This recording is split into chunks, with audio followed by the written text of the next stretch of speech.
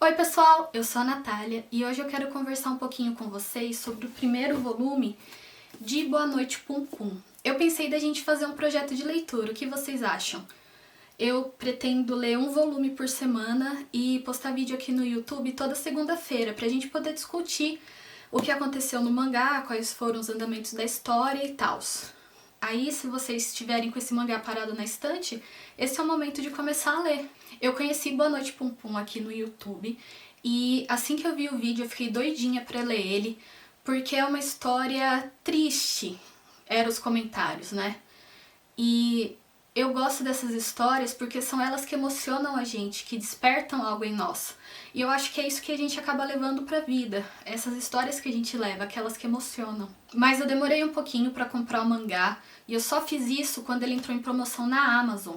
Eu lembro que eu paguei R$ 141 nele, aí antes de gravar o vídeo eu tava vendo o preço, tá 220 e poucos reais. Pelo menos da última vez que eu olhei era esse o valor que tava. Então eu não sei se compensa comprar agora, tendo em mente o preço que eu paguei na época, e nem faz tanto tempo assim. E eu não sei também se os volumes soltos estão disponíveis, todos eles, principalmente os primeiros. Tem que dar uma olhadinha.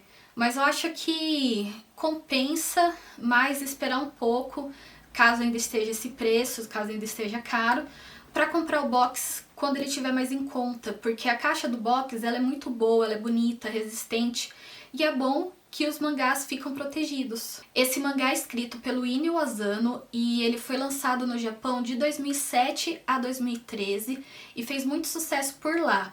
Aqui no Brasil ele é editado pela JBC e eu gostei bastante das capas que eles colocaram, das cores, de ser um volume mais grosso. Eu tava vendo que são 2 tomos em um só. Não sei se tomos é a palavra certa, mas enfim. E eu gostei bastante da edição da JBC, o papel também não é ruim, não é aquele papel que parece bíblia, é um papel mais grossinho, então a leitura fica boa. Como ele fala sobre temas um pouco mais adultos e pesados, como disfunção familiar, sexualidade e depressão, esse mangá tem classificação para maiores de 18 anos. Aqui nesse primeiro volume, a gente acompanha o Pum Pum Puniyama, acho que é assim que pronuncia o nome dele, que é um garoto do ensino fundamental que enxerga a si mesmo e aos membros da sua família como pássaros. É assim que eles são retratados aqui. Esse aqui na capa é o Pum Pum. E logo nas primeiras páginas já é apresentado pra gente o interesse amoroso dele, que vem na figura da Aiko Takana, uma garota que acabou de ser transferida para a escola dele depois que uma outra menina de quem o Pum Pum não gostava no sentido romântico, mas que ele gostava de ver, acho que é a palavra certa, não sei. Mas ela chega depois que uma outra menina sai da escola, no outro dia ela chega lá. Quando eles saem da escola, o Pum Pum segue a Aiko e eles acabam conversando. E ela fala pra ele que no futuro a humanidade vai ser extinta caso ela não migre para outro planeta. E eles tinham recebido como lição de casa nesse dia escrever uma redação falando sobre qual era o seu sonho. E o Pum Pum à noite, quando ele tá na varanda do seu quarto observando o céu junto do pai, ele chega à conclusão de que ele quer ser cientista espacial para salvar a humanidade e, consequentemente, fazer a Aiko gostar dele.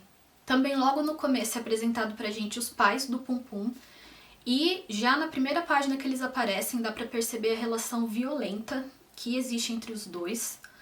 E no dia seguinte, depois que o Pum Pum decide que ele quer ser cientista espacial, ele acorda, desce as escadas e vê a casa toda revirada, bagunçada, objetos quebrados. E a sua mãe tá caída no chão com um machucado extremamente grande, grave na cabeça. E o pai dele só fica repetindo: ah, foram os ladrões, Pum Pum, acredita em mim. Só que a gente sabe que não foi realmente isso que aconteceu. Nesse dia o Pum Pum não vai pra escola e o tio dele aparece e é ele que vai cuidar do Pum Pum e da casa, das coisas, enquanto a mãe dele tá hospitalizada e o pai afastado. No dia seguinte ele é chamado na frente da sala para ler a redação sobre os seus sonhos, só que ele acaba tendo um acesso de vergonha e sai correndo. A Aiko é quem vai encontrar ele e enquanto o Pum Pum tá junto dela, eles estão dando ela segurando na mão dele, eles conversam e o Pum Pum acaba se declarando pra ela, que acaba por beijar ele. Só que a gente tá falando de garotos entrando na adolescência. Então, o grupinho de amigos do Pum Pum combina de ir na casa de um deles assistir uma fita pornô. Só que o menino acaba dando pra trás na hora que eles chegam e quando os meninos estão indo embora, eles passam numa praça e acabam encontrando uma revista. Essa eu chamaria de uma revista erótica, né? Mas era, eu diria, uma coisa mais vulgar mesmo, acho que essa é a palavra certa, pelos escritos e as fotos. E os meninos ficam todos animados de ter encontrado isso e nessa noite o Pum Pum acaba descobrindo sobre masturbação. Aí em outro dia os meninos estão andando pela rua e eles acabam encontrando uma fita pornô e levam para assistir na casa do Pum Pum, que estava sozinho, já que o tio dele tinha saído para ir resolver algumas coisas com o advogado da família. Então eles começam a assistir essa fita todos juntos, só que do nada ela é interrompida por um homem que afirma ter matado a sua família e escondido os corpos, né, em uma fábrica abandonada de missô. E ele também diz que deixou lá uma quantia de dinheiro à altura da coragem da pessoa que fosse até lá descobrir esses corpos. Os meninos então decidem ir até essa fábrica abandonada e quando eles estão no meio do caminho, acabam encontrando a Aiko e as amigas dela. E a Aiko acaba decidindo ir com eles, e os meninos tinham falado que... não tinham falado que tava desvendando o mistério de uma fita que a gente encontrou. Eles falam que estavam indo caçar fantasmas. Então a Aiko vai junto e eles invadem essa fábrica mesmo. Só que chegando lá, eles começam a andar pelo terreno, pelos prédios, e não encontram nada. Até que eles chegam numa espécie de terraço e do nada aparece uma figura super sinistra. E quando essa figura aparece, os meninos se desesperam e alguns acabam correndo, só que cai uma espécie de cano de metal na cabeça da Aiko e ela cai em cima do Pum Pum, então eles ficam lá. Só que o Pum Pum tava com muita vontade de fazer xixi desde a hora que eles chegaram. E a figura sinistra tá falando lá com ele, indo na direção dele. E ele fica muito assustado, tanto é que ele acaba fazendo xixi nas calças e ele vê toda a sua vida passar diante dos olhos, do jeito que falam que antes da gente morrer vai ver um flash de tudo que a gente viveu, isso acontece com ele. Só que do nada ocorre uma explosão e o Pum Pum acaba desmaiando. E essa assombração, não sei o que era, acaba desaparecendo. E felizmente os amigos dele voltam, os que tinham corrido, né? Parte deles, porque uns estavam procurando algum médium, xamã, eu não lembro agora a palavra que eles usam, porque eles acreditavam que tinham visto um espírito naquele prédio.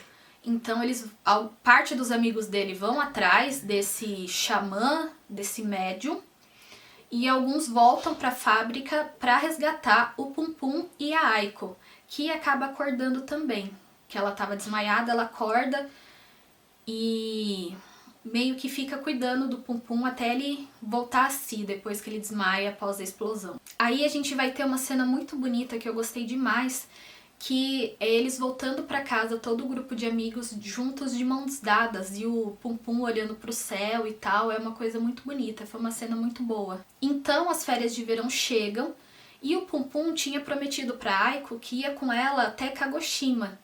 Só que ele tá muito deprimido porque no último dia de aula, um dos amigos dele ia se mudar para a cidade vizinha, então eles acabam se despedindo e ele fica muito mal, ele não fica bem com essa despedida, ele começa a ficar muito triste, a pensar na viagem, que a Aiko também tinha falado que se ele quebrasse essa promessa de ir à viagem, ela ia matar ele, aí ele começa a se desesperar, pensando por que ela vai me matar, por que ela vai fazer isso, aí aquele desespero vai virando uma espécie de pânico nele e ele sai correndo. Aí quando ele tá no portão de casa, o tio dele aparece, que ligaram do hospital onde a mãe dele estava internada, falando que ela tinha caído, acho que era tipo de uma varanda. Ela tinha caído, acho que era o terceiro andar, se eu não me engano, e chamando eles pra irem lá. Só que fica tudo bem com a mãe dele, não acontece nada demais, ela só machuca a mão. E depois de um tempo ela acaba voltando para casa e a família do Pum Pum passa a ser constituída não pelo seu pai e pela sua mãe, mas sim pela sua mãe e o seu tio. Quando as férias acabam e as aulas voltam, a Aiko começa a ignorar o Pum Pum. E enquanto eles estão indo embora, ele segue ela de novo, que nem ele tinha feito no primeiro dia de aula dela, e pede desculpa, só que ela acaba dando um fora nele. Aí ele tá na rua, voltando pra casa, chorando. Nossa, de partir o coração, aquele monte de lágrimas. E ele acaba encontrando o pai dele, que meio que tava esperando ele ali naquele caminho pra poder se despedir. Porque eles têm uma medida restritiva que ele não pode... Ele tem aquela certa distância que ele tem que ficar da casa, da mãe dele e tal. E ele se despede do Pum Pum, que fica mais triste ainda com o que tá acontecendo, porque apesar das coisas que o pai dele fazia, ele amava o pai. Então o garoto entra em uma depressão profunda com tudo que estava acontecendo. Aí 2 anos se passam, ele chega ao segundo ginásio, o que tá escrito aqui, eu acredito que seja a 8ª série, talvez? Não sei. Segundo ginásio? Ah, eu não sei que ano que é. Qual ano da escola é. Mas enfim, eu imagino que seja mais ou menos a 8ª série por aí. Pra gente, né?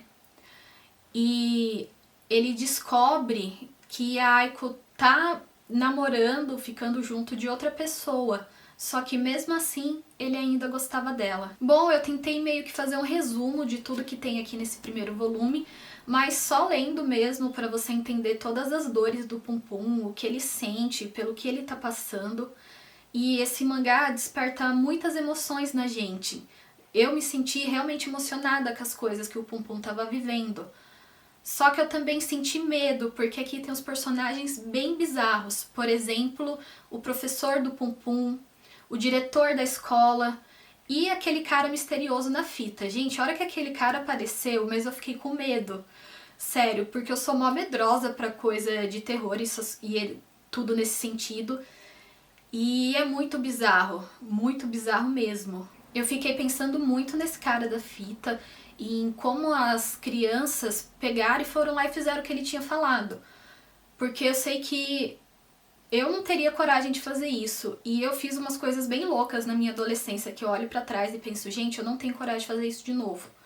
Pelo menos com a cabeça que eu tenho agora, eu não faria essas coisas naquela época.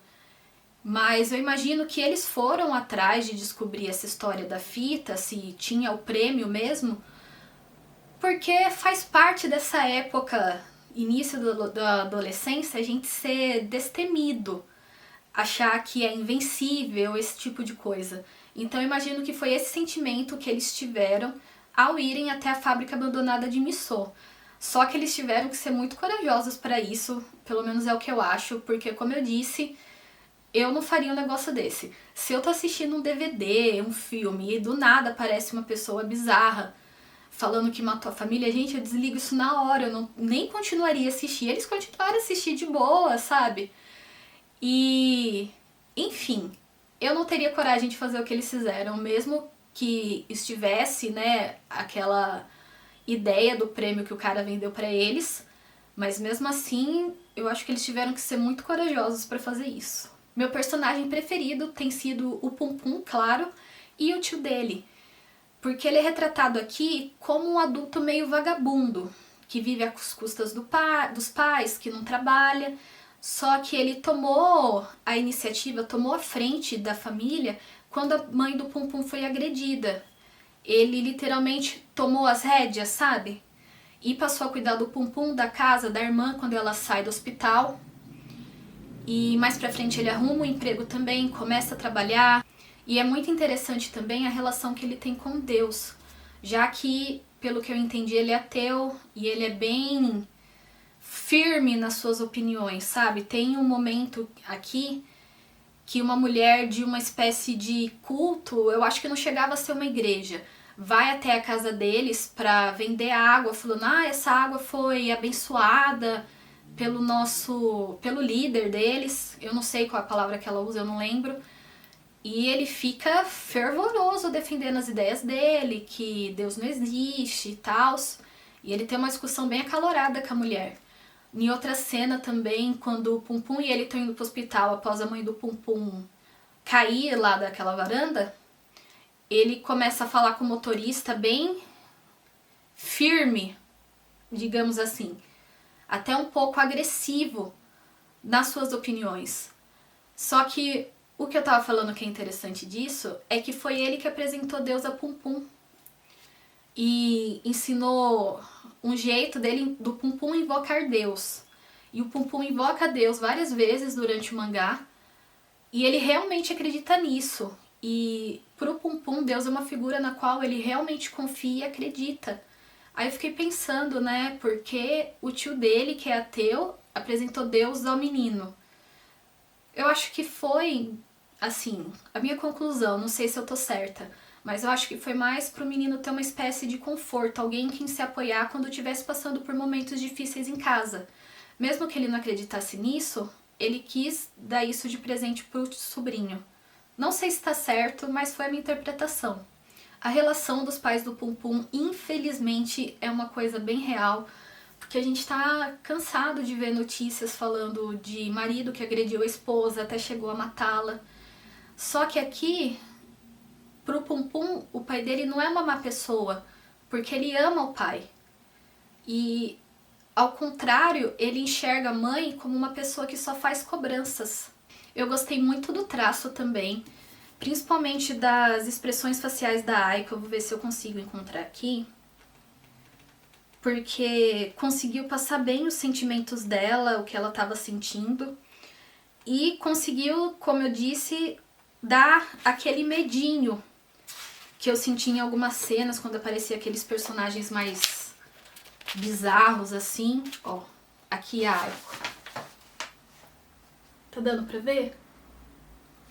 E também as cenas do Pum Pum chorando, nossa, são muito emocionantes, marcaram bastante. E eu achei que o autor tem muito talento no traço dele. Aqui o advogado também, que é meio... Aqui, ele tá aqui.